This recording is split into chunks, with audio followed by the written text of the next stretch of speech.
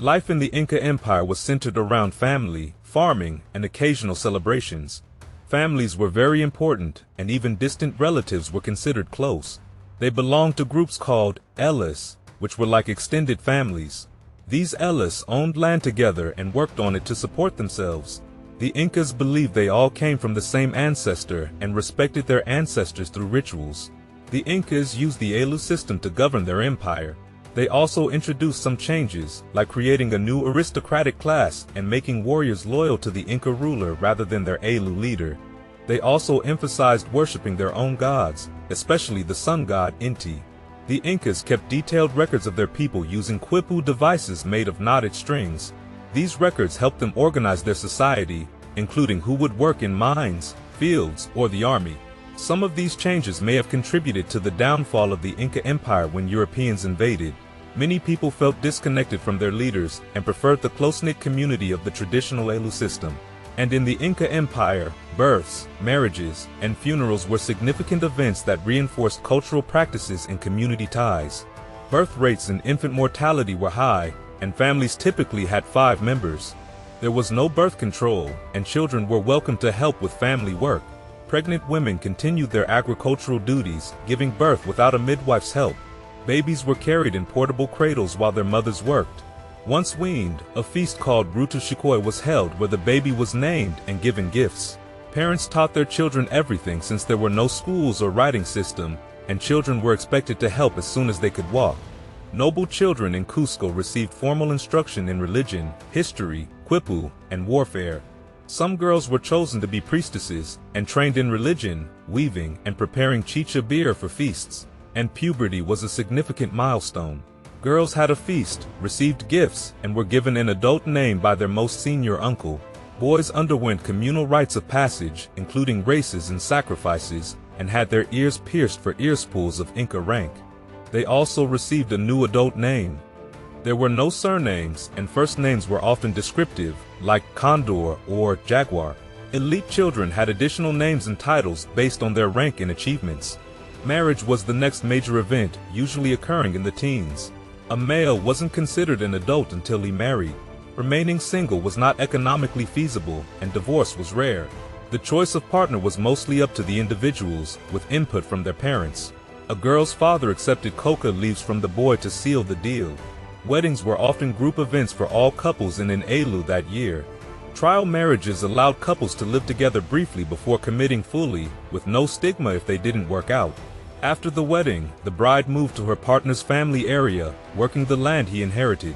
Her inherited land was returned to the elu. Homes were simple, with mud brick or beaten mud walls, thatched roofs, and divided living spaces for sleeping and cooking. Polygamy was permitted, mainly for the aristocracy, and the first wife held the highest status. Widowers could remarry anyone, but widows could only marry their husband's brother. And in the Inca Empire, both men and women worked in the fields using simple tools, often in teams.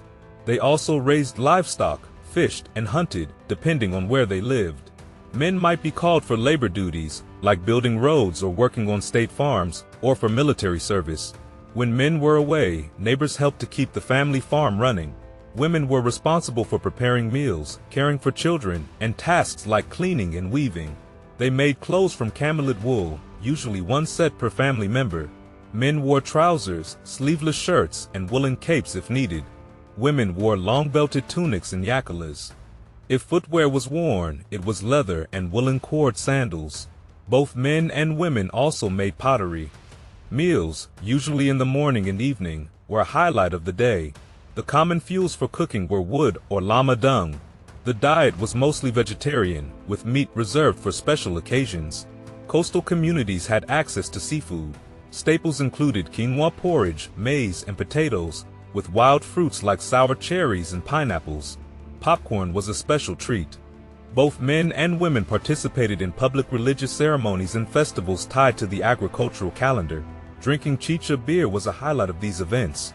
Dancing, often imitating activities like hunting, sewing, or battles, was a key feature of festivities. Music was made with ceramic panpipes, drums, bells, clackers, rattles, tambourines, and seashell trumpets. Leisure activities were limited but included sports like running and jumping, board games, and gambling with dice. Poetry recitals, myth-telling, and singing traditional ballads were also popular pastimes. And death in the Inca Empire involved significant rituals and ancestor worship. When someone died, they were mummified and stored carefully so they could be brought out for public ceremonies. Mummies were placed in a fetal position and wrapped in fine textiles if the family could afford it. The deceased's possessions and tools were buried with them or sometimes burned in a ritual. Funerals could last a week, and for nobility, lesser wives and servants might be sacrificed to accompany the deceased into the afterlife. Mummies were either buried in graves or placed in caves, while children who didn't reach adulthood were often buried in pottery urns. A period of mourning was observed, lasting up to a year for the elite in Cusco. During this time, people wore black clothes, and women covered their heads. A man could not remarry for at least a year, sometimes two, after his wife's funeral. Tombs were regularly reopened to offer food and drink to the mummies or to add new occupants. Ancestor worship was a cornerstone of Inca culture, and the rituals surrounding death were a testament to the deep respect they had for their forebears. Mummified ancestors played an active role in the community's spiritual life, being brought out during festivals and important ceremonies. This practice ensured that the deceased continued to be part of the community, bridging the gap between the living and the dead. The mummies, carefully wrapped and adorned, were treated with reverence. The offerings of food, drink, and even new companions in the form of sacrificed servants or wives reflected the belief in an afterlife where the deceased would need these provisions. The period of mourning and the restrictions on remarriage highlighted the importance of honoring the memory of the departed. The Inca people's deep connection to their ancestors provided them with a sense of continuity and identity. The rituals and ceremonies surrounding death were not just about mourning, but about celebrating life and the enduring bonds that tied the community together. This reverence for the past and the meticulous care given to their ancestors showcased the Incas' profound respect for tradition and their belief in the cyclical nature of life and death. In essence, the Inca Empire's practices surrounding birth, daily life, and death painted a vivid picture of a society deeply rooted in family, community, and tradition.